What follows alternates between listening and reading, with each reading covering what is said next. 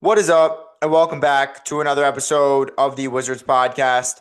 I'm your host, Greg Finberg, and today's episode, we're going to be recapping the Washington Wizards' eighth straight loss. A narrow loss, a loss that's probably closer than the numbers look, a 107 to 97 loss to the Denver Nuggets at home. But nonetheless, another valiant effort. They've lost eight straight after a 7-5 stretch. That's one thing. But at the beginning of this losing streak, the first really five games were non-competitive, double-digit, 13-plus point losses. And three of them came on the road. Two had come prior against the Sixers and against the Pelicans. But this team hadn't been playing good basketball at all, and the losing was on top of that. The last three games have been quite different. They've actually played pretty well, and they've played teams that are playing good basketball as of late quite close. This is the second game in 3 nights or 3 games that they played Denver. Pretty tough. Ended up losing the first one in Denver, the second of a back-to-back, so a pretty tough contest there. Come home against the Clippers and really play them well. If they make some shots, if George is clutch at the end, they probably win that game. And then you come out tonight, and if they didn't shoot as bad as they did, the Wizards probably win this too. So yes, they're losing a lot, and it's probably better for them to lose these games in the tanking scheme of things than to win them. But they're playing better basketball, and I guess if you want to take some small positive away from the last 3 games, despite them losing, I'd say it's that they've been a lot more competitive against teams that are playing solid basketball as of late. But the story of tonight's game was just the fact that the Wizards couldn't make a bucket. They got really good looks. They got looks that they had been making in recent games, but they couldn't make them. They shot sub 40% from the field at 38%, which is awful. 13 of 43 from three, 30%, also not good. Got to the line a lot. 24 attempts is pretty good for this young team, but they just couldn't make a shot. And down the stretch, they had their chances, but they couldn't pull it out. And what I like about these last 3 games, despite the fact that they've lost, and despite the fact that they haven't been able to kind of pull away when they've had leads, or create a little bit of a late surge when they're down late, is it's teaching this young team how to close games, and they're not closing the games the way that they should. And that's understandable. I mean, a young core of 22, 21, 20-year-olds. Tre Johnson's 19. You can't expect them against grown men, NBA veterans, a team like Denver that has a lot of NBA champions, to be able to close these games. And the first game, it was Jamal Murray and Aaron Gordon that took over when Kyshawn George and others couldn't come through. Against the Clippers, it was James Harden, one of the best players of all time, that completely couldn't be stopped by the Wizards down the stretch. And the Wizards had chances, they just couldn't convert. And tonight, Peyton Watson was terrific with 35 points. Jamal Murray came alive in the second half. I think he finished with 24, something like that. And the Wizards again had their opportunities. Kyshawn again couldn't make a couple shots down the stretch. I'm not trying to hate on Key because he's been great the last couple games, but the last 3 minutes he's had looks, he hasn't made them, looks that he probably would make otherwise, and other teams have. The Wizards could execute better. They could turn the ball over less. They could get more defensive stops late in games. But again, this is all going to come over time. Like if you listen to the appearance of it was Bilal, Alex Sarr, and Kyshawn on the Old Man and the Three with Tommy Alter, they all said that one of the biggest things to help them grow their game is just reps. Like just getting the ball in their hands in certain situations, in late game situations. Like they know that's how they're going to grow. And they're not producing right now in terms of these late clutch games. And they relied a lot on CJ McCollum when he was still in DC to kind of take them home. And now he is not here. And Trae Young's on your bench. And you're starting to see that this young team has to find that guy. They have to find who are we going to go to when we need a bucket or a couple buckets with 2-3 minutes remaining or in the final minute of a game. They've gone to Key the last couple games. He hasn't come through. That doesn't mean they should go away from him, but maybe you'll start to see Bub Carrington make and take some clutch shots. Tre Johnson was good in the fourth quarter, but again, didn't think they got him enough touches when the game mattered most. And so all of these things, yes, it's not going well now, and tonight was another example of close game. They need some of their young guys to step up, and they just get outplayed by more experienced veterans on the other team. But I like that they're getting the reps. I like that they're kind of learning and being taught how they should close games, what to do, but also importantly, what not to do, what shots not to take, what gambles to not take. Kyshawn picked up a couple of fouls in the last minute or two that I don't think he needed to do or commit. And so it's not just key. Based on my first couple minutes, you might think I'm picking on him. I actually thought he was great tonight. But late in games, he's had opportunities. He hasn't converted, but I'm glad he's taking the shots, and eventually they'll go in. But that was one of my takeaways tonight and in the two games prior is the Wizards are playing better basketball. They're losing, and they're losing close games, but they're learning how to eventually maybe win those, later in this season and into next year when they start to compete. So that was one of my big takeaways. Again, Wizards lose 107 to 97. Couldn't make a thing really to save their life in the first half. I tweeted the good of the first half was it was the second time all season that they had held an opponent under 50 points in the first half. Denver had 48. It was also, I believe, the lowest output scoring wise for the Wizards in the first half all season with 46 points. So again, good on defense, but I also thought that was just Denver missing shots. Bad on offense, and again, I just thought that was the Wizards missing shots that they usually would make, right? So kind of a slugfest, and Denver pulled away at the end. I mean, Peyton Watson's going to get paid. I mean, 35 on 10 of 16, 6 of 8 from 3. 4 blocks. He kind of dominated Sarr. Met him twice at the rim, blocked him both times. I've seen some Wizards fans say with the cap space they'd like to sign him. He's going to be a restricted free agent next offseason. Again, he's awesome. And he plays with fire and passion. He plays both sides. Like, it is a player who has the size and length on the wing that fits what Dawkins and Winger like. And they haven't really gone out and signed like that big splash free agent yet. Like they've gone guys like Marvin Bagley, brought back Anthony Gill, signed Champagnie. It's these like low key vet minimum cheap deals, and they haven't yet to kind of give out big money to a splash player that they really trust that can make an impact on this team for future years. Maybe that's Peyton Watson. Again, there'll be more talk about that in June and July when free agency starts, but he was awesome. And again, like I didn't think this was a game to be disappointed in with the result. Again, I thought it was a game where Denver just had more playmakers and big time players at this point in their career than the Wizards, and sometimes you got to be okay with that. I did want to make one comment before moving on into some other like performances from Key and Tre, who I thought was great. Well, Riley played well. Um, I had a lot of people tweet at me, and so I would assume because I experienced this too that this wasn't just a me and the three other people that commented at me. I would assume this was a full-scale Wizards broadcast issue. But if you were watching the Monumental Sports broadcast of the Wizards game, which, I mean, again, that's probably the only way you can watch if you have Monumental and you're in the DMV area, the audio was a second behind the actual game, which sounds like a minuscule thing to be complaining about, but it throws everything off, and it makes it a far less enjoyable viewing experience. Like, you're still going to be able to get the sights and sounds of the game, but when Kyshawn George goes up for a layup and he completely gets hacked, and then I don't hear the whistle until a second later, and I think he didn't get fouled, like that throws off the viewing experience. It's the same thing if you're like listening to a music video and like the audio and the video aren't synced. Like it looks weird. And you can tell at certain instances when you see players talking and the broadcast and all that, like it's off. Um, and I thought it would be solved pretty quick. I mean, it was the whole game, at least for me. And I don't want to speak for everyone, but it seems like from the comments and DMs I got, it was everyone. It seemed like the Monumental broadcast had a delayed audio by a second or two all game, and they didn't fix it all game. And it's just kind of like it's not ideal. You're an NBA level broadcast, like mistakes are going to happen, but how did that not get fixed or adjusted at any point throughout the broadcast? And it's a compounded error, I think, when you already pissed off most of the fan base that lives in the area that your games are being played in. And when that's the case, you know, you take it of YouTube TV, and you have a lot of people that can't watch your games. When you make an error like this and the broadcast isn't synced, it's going to be compounded.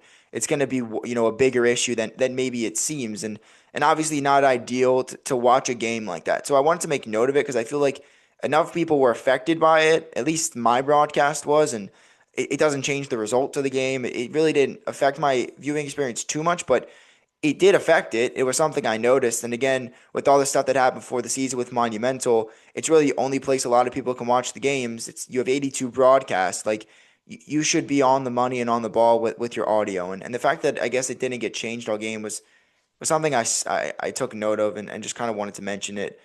Because maybe you think you were crazy that your audio wasn't synced and you think it was a you issue and you listen to the Wizards podcast and you say, well, Greg also had it and most other Wizards fans had it too.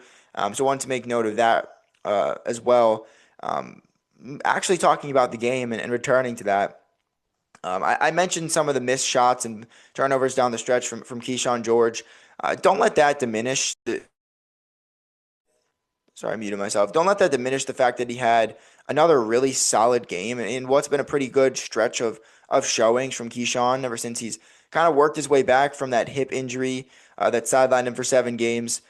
Again, another 20-point performance, 20 points, 12 rebounds, 7 assists, 3 turnovers. It's not great, but I think he had 6 the game before, so improvement. Thought I appreciated what he was able to do on the glass. I tweeted out that other Wizards were going to have to step up tonight. No Marvin Bagley with an illness, no Tristan Vukcevic, who's still dealing with that hamstring strain. I believe the third straight game that he's missed.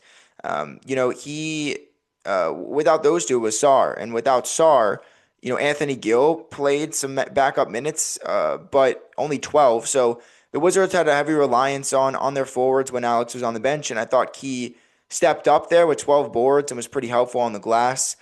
So that was nice to see the assists again. There was a couple skip passes I think he might want to have back. But overall, liked how he distributed the basketball. Thought he found his teammates. And again, you're seeing him get more comfortable in that kind of on-ball role. The only downside, again, is the efficiency. And he was, I believe, like 6 of 13, 6 of 14 at one point. Then he missed the couple shots down the stretch. But overall, I didn't hate the shots he took. And especially with a lot of guys out, no Bagley, no Tristan, no Koulibaly, you had to take a more aggressive offensive approach. 2 of 6 from 3 still isn't bad. So that's the one gripe on his game. And I think it's a gripe that I might not need to make, but I'm going to make it anyway because I actually like the looks that he created for himself. Just thought got some unlucky bounces, missed some shots, especially one of the transition open threes he took that would have brought the game to I think one possession with about 2 minutes left. So again, down the stretch, these are all shots that I think Kyshawn can make and has shown that he can make. He just hasn't been able to the last 3 games. So I thought he was good. Tre Johnson he's getting so much better at showcasing he's more than a shooter, while also reminding everyone on a game per game basis that he's the best shooter on this team. He finished with 19 points, 7 of 14 from the field, 3 of 7 from 3, 3 boards, 3 assists. I loved the fact that there was a couple of threes that he made, but there was one in particular where he caught the ball inside the arc, running into the corner. Kind of a bad pass, but corralled it and was able to take one dribble, step out to the corner 3 in the face of a defender and drill it. Like the ability to just compose himself and when he gets to his spot, knock it down is so impressive. And that's what the Wizards knew he could do coming out of the draft. But the ability that he's shown in recent games to put it on the deck has been even better, arguably. He had a nice runner off glass at some point, I think in the third quarter, where he had 11 of his 19 points. Had a couple of floaters where he's really utilizing that pump fake to be able to get his defender in the air when they start to respect his 3 ball and then sort of step in. And instead of taking that mid-range, it seems like the float game off one leg is what he's best at. But then you start to see that transcend into he gets to his spot, and it's a 2-on-1, and instead of taking the floater when he attracts the defender because he's shown an ability to make the floater, he finds Alex Sarr or whatever big is there. He did it twice with Alex Sarr tonight. And so I really enjoyed the ascension of his game where he's showing an ability to, you out at me hard on your close with the 3. I'm gonna deck and I'm gonna go in and get my own. And then after that, you know, if you're going to come out at him for the test on the floater, that he's going to come and kind of distribute the basketball as well. So I've rated his ability to do that. And apart from that, The only other guy I wanted to highlight was Will Riley because I thought off the bench, 13 on 4 of 10, 3 of 7 from three, um, plus five. I really enjoyed the different ways he scored. He made three threes, and that was the bulk of his points. But the other two, he got to the line twice in the third quarter. Only made half those free throws, but the ability to get to the line, to put the ball on the deck and get fouled at his age, at this point in his career, that's always going to be applauded. That move where he stepped inside the 3-point line, made a couple moves, a nice drop step into a pretty tough layup. Thought it was an and one. So I enjoyed what he was able to kind of flash off the bench. Again, 13, it's 2 points off his career high. Three threes, I would assume either ties his career high or sets his career high. I'm not sure. But thought those three guys played particularly well in those roles. Bub Carrington started again nearly 40 minutes, most on the team, 13 points. That's nice. Made a couple threes, but again, you're not seeing that progression that you saw from Bub during that stretch where he couldn't miss, right? You would like to see him limit turnovers and bring those assists up. And tonight he didn't either. I mean, 5 turnovers and 2 assists as your point guard. That's the exact opposite direction of where you want to be going.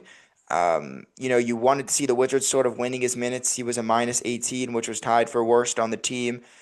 You wanted to see him get more paint touches, not only for his teammates, but for himself. Get to the rim, get to the lane, get to your mid-range spot, get inside the arc. And he took 14 shots tonight. 13 of them were from three, and the only one he didn't take from three, he made. And so you see a lot of these to improve, and he does it as a point. But it's few and far between because some games like this, he reverts back to his old ways where he's chucking transition threes, and when they go in, they look great. When they don't, it's not great. 3 of 13 from three, and on a regular team that's trying to compete, I don't think they would allow a guy, their starting point guard, to shoot 3 of 13 from three with 5 turnovers and 2 assists. But that's the beauty, I guess, of this Wizards team and the rebuilding team that they have is they'll allow Bob Carrington to have nights like this. And because they know eventually, they believe in the development system and believe in Bub to put in the work to turn it around. But 3 of 13 is not where you want to be from distance, and certainly not one of Bub Carrington's better games this year. I thought Alex Sarr offensively had some good moments, finished with 15 and 8, but also thought he reverted back again to some fadeaway layups, wasn't going up as strong as you'd seen him do in previous games. And honestly, defensively, thought he lost his matchup. I thought, he typically struggles with bigger, bruising centers, and I thought Jonas Valanciunas, his former teammate for half of last season, just kind of dominated him down low.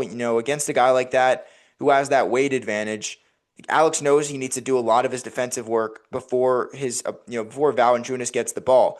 But too often he allowed JV to get position, take 2 dribbles. He's already at the rim, dunked on Sarr a couple times. I think he had 16 on 6 of 13 from the field. 9 boards. So I realistically thought that offensively I didn't mind what Alex was able to do, but on the defensive end, thought he lost matchup, which doesn't happen often.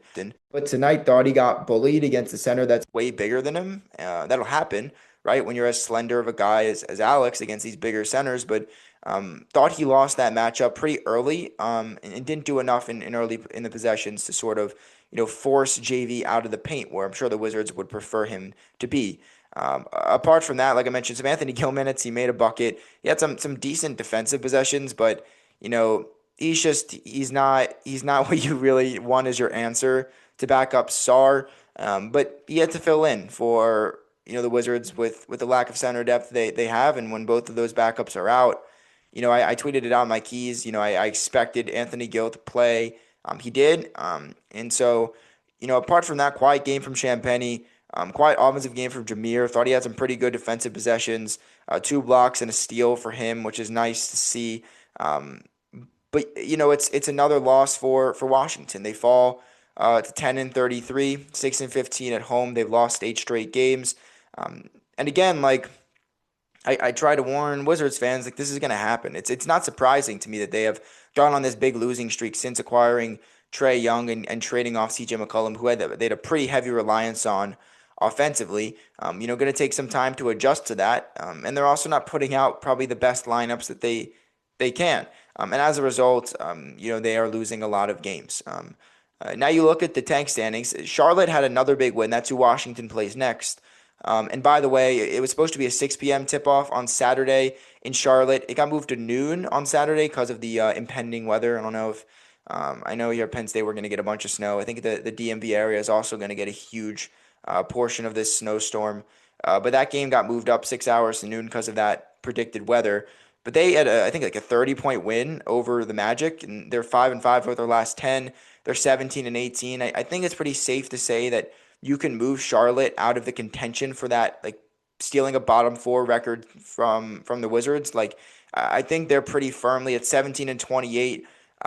Gonna probably get to 28 to 30 wins maybe on the season, and the Wizards probably won't even sniff 22 or 23, maybe not even 20. And so I think at this point it's safe to say that Charlotte's kind of out in that standings race. Below them you have Utah at 15-19. They won pretty recently. I think I don't know who they beat, but it was a decent team. It might have been the Spurs actually on the road. But Keontae George is playing really good for Utah.